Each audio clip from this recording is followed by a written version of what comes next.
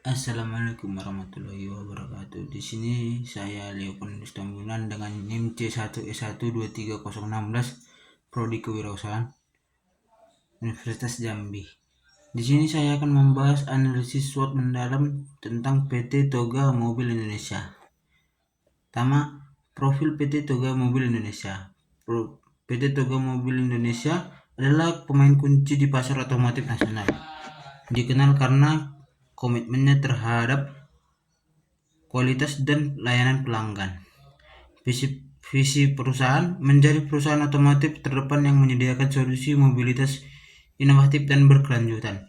Fokus utama ada penjualan, layanan penjual, dan distribusi suku cadang untuk segmen kendaraan penumpang dan komersial ringan. Nilai inti, integritas, inovasi, kualitas layanan, dan kepuasan pelanggan sebagai pilar operasional. Pertama ada kekuatan atau strength. Keunggulan internal yang membangun daya saing. Pertama, reputasi merek kuat. Dikenal sebagai penyedia kendaraan yang andal dan berkualitas, menciptakan layanan pelanggan yang tinggi. Kedua, ada inovasi produk berkelanjutan.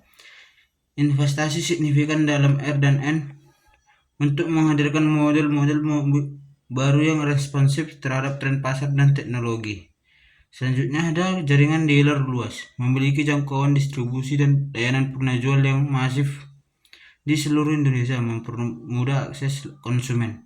Selanjutnya, posisi keuangan solid, struktur modal yang kuat dan arus kas yang stabil mendukung ekspansi dan ketahanan di masa sulit.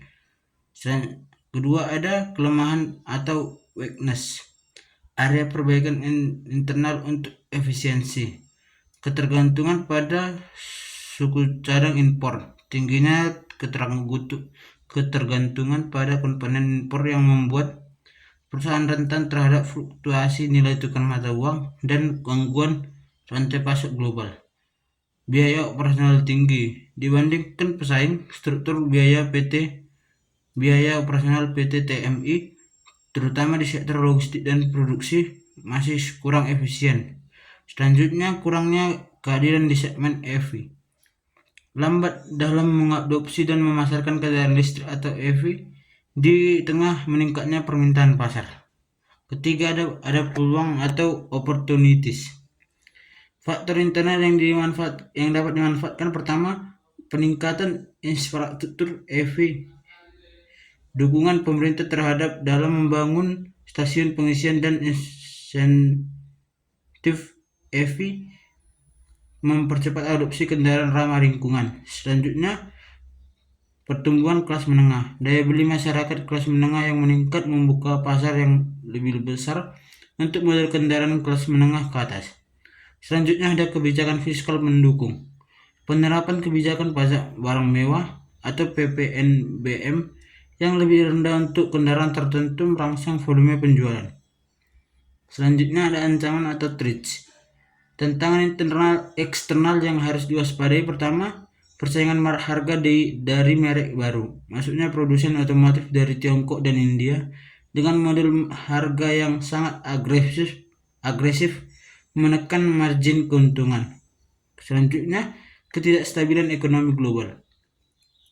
Krisis ekonomi atau inflasi dapat menurunkan daya beli konsumen secara dramatis, berdampak pada penurunan penjualan unit. Selanjutnya adalah perubahan regulasi emisi. Standar emisi yang semakin ketat memerlukan investasi mahal untuk penyesuaian teknologi mesin konvensional. Strategi SO atau stretch opportunities, memanfaatkan kekuatan, menggunakan kekuatan internal untuk mengambil keuntungan dari peluang eksternal. Ekspansi cepat jaringan, manfaatkan jaringan dealer luas untuk mendistribusikan produk baru dengan cepat, khususnya di area dengan pertumbuhan kelas menengah yang tinggi. Selanjutnya, akselerasi produk hijau. Gunakan inovasi produk dan posisi keuangan solid untuk meluncurkan model hybrid atau EV baru yang menarik, sejalan dengan insentif EV. Selanjutnya ada strategi WO atau weakness opportunities, mengatasi kelemahan dengan peluang. Mengatasi kelemahan internal dengan memanfaatkan peluang eksternal. Langkah taktisnya, alihkan fokus rantai pasok dan genjot investasi di segmen EV. Mengurangi ketergantungan impor dengan mencari pemasok lokal, didukung kebijakan fiskal untuk komponen lokal. Mengatasi kurangnya kehadiran EV dengan membentuk aliansi strategis untuk teknologi baterai, memanfaatkan peningkatan infrastruktur EV. Selanjutnya ada strategi strength, menggunakan kekuatan untuk menghadapi ancaman. Pertama, penguatan merek, memanfaatkan reputasi merek kuat untuk membedakan produk dari pesaing harga, menekankan kualitas dan nilai jangka panjang. Kedua, efisiensi rantai pasok, gunakan posisi keuangan solid untuk investasi dalam efisiensi rantai pasok, melindungi dari dampak ketidakstabilan ekonomi. Ketiga, transisi teknologi atau akselerasi inovasi produk, menuju mesin yang lebih bersih, mengantisipasi perubahan regulasi emisi sebelum menjadi beban. Kesimpulan dan rekomendasi strategi. PT Toga Mobil Indonesia berada di posisi strategis untuk pertumbuhan, namun harus segera bertindak agresif dalam transisi ke era kendaraan listrik. Fokus utama elektrifikasi, menjadikan pengembangan dan peluncuran EV sebagai prioritas utama untuk mengatasi kelemahan dan memanfaatkan peluang pasar.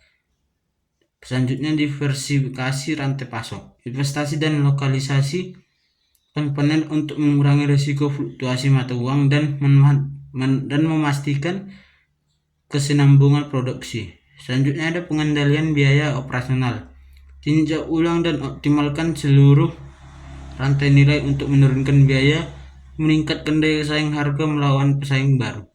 Sekian dan terima kasih. Mohon maaf apabila ada salah kata. Assalamualaikum warahmatullahi wabarakatuh.